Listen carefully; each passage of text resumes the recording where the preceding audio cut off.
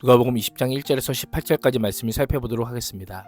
본문은 예수님께서 예루살렘에 입성하신 이후 예수님의 생애의 마지막 주간인 고난주간의 제3일 화요일에 일어난 사건입니다.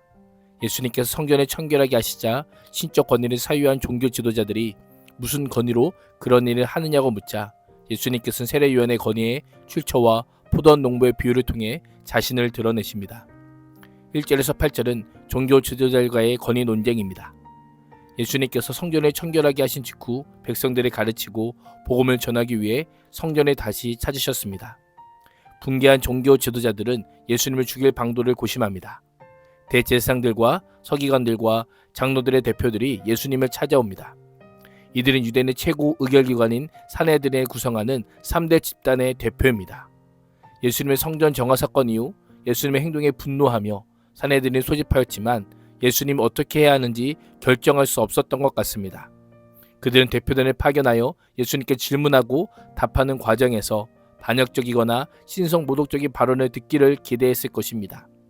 종교 권력자들은 단도직입적으로 무슨 권위로 이런 일을 하는지, 이 권위를 준 이가 누구인지 우리에게 말하라고 하며 예수님께서 행사하는 권위의 성격과 출처를 묻습니다.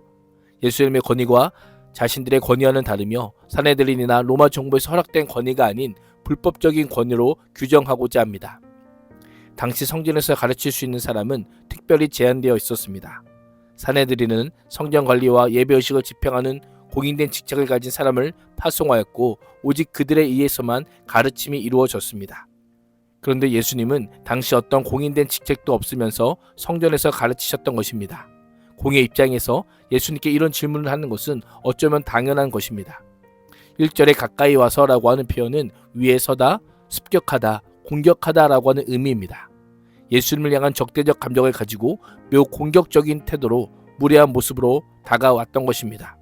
순수한 의도가 아닌 예수님을 음해하려는 불순종의 동기로 질문한 것입니다. 하나님으로부터라고 하면 신성모독과 성전모독 혐의를 뒤집어 씌울 참이었습니다.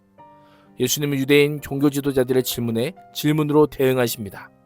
이것은 1세기 유대인 서기관이나 헬라 철학자들 사이에 흔하게 사용된 논쟁 기법으로 그들의 질문에 반응하심으로 역으로 진리에 도달하기 위한 질문을 던지는 예수님의 모습을 보게 됩니다. 예수님께서는 나도 한 말을 너희에게 물으리니 내게 말하라.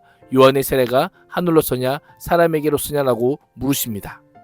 우리에게 말하라고 하는 그들의 강요를 내게 말하라고 바꾸어 세례요한의 출처와 권위를 묻는 역질문으로 대항합니다. 전혀 예상하지 못한 예수님의 공격에 종교 지도자들은 역공을 당합니다. 머리를 맞대고 답을 찾기에 골몰합니다. 요한의 세례가 하늘로부터 온 것이라고 하면 하나님께서 요한에게 권위를 주셨다는 것이요, 그들이 요한의 말을 청종하지 않았다는 비난을 자초하는 꼴이 될 것입니다. 많은 요한은 신적인 권위를 가진 인물로 받아들이지 않고 그의 세례가 사람으로부터라고 말하면 사람들이 이미 요한을 선지자로 인정한 상황이기에 민심을 자극하게 되고 돌에 맞을 수도 있었습니다. 그러자 그들은 어디로부터인지 알지 못하노라라고 대답합니다. 그러나 그들의 침묵은 많은 것을 말하고 있습니다. 진리가 아닌 기득권 유지를 택한 것입니다. 그들이 예수님의 질문에 대답하지 않자 예수님도 그들의 질문에 대답하지 않으시겠다라고 합니다. 예수님은 침묵을 통해 이미 그들의 질문에 대답하셨습니다. 무리 가운데 예수님의 말씀을 이해하고 믿는 자들이 있었지만 종교 지도자들은 이미 예수님을 거부했습니다. 예수님이 자신들의 권위에 도전했기 때문입니다. 우리의 모습은 어떠합니까? 예수님의 권위에 기꺼이 복종하고 나의 죄악을 인정하며 회개할 마음이 있습니까? 혹시 나의 교만이 예수님을 온전히 보지 못하게 하는 건 아닌지 돌아볼 수 있기를 축복합니다. 9절에서 18절은 포도원 농부 비유입니다. 종교 지도자들과 예수님의 대결은 종교 지도자들의 참패로 끝이 났습니다. 예수님께서는 종교 지도자들과 자신의 갈등 이면에 있는 영적인 실체를 비유로 알려주십니다. 한 사람이 포도원을 만들어 농부에게 세를 주고 오랫동안 떠나 있었습니다. 주인은 타국에 있지만 자신의 포도원의 소출을 기대하며 추수 때에 맞춰 한 종을 농부들에게 보냅니다. 그러나 농부들은 주인의 종에게 심한 폭력을 행사한 후 빈손으로 돌려보내는 불법을 자행합니다. 소출을 보내기를 거부한 것은 고용개혁 위반이요, 종에게 폭력을 가한 것은 주인에 대한 심각한 모독 행위입니다. 종들은 하나님께서 오랫동안 이스라엘 민족에게 보낸 선지자들과 제사장들을 상징합니다. 농부들은 포도원을 관리하도록 위탁받은 종교 지도자들을 상징합니다.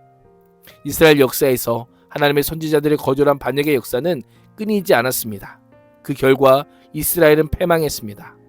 예수님께서는 하나님께 보냄을 받은 선지자들이 조롱당하고 박해를 당한 때가 많았음을 종교 지도자들에게 상기시켜 주십니다.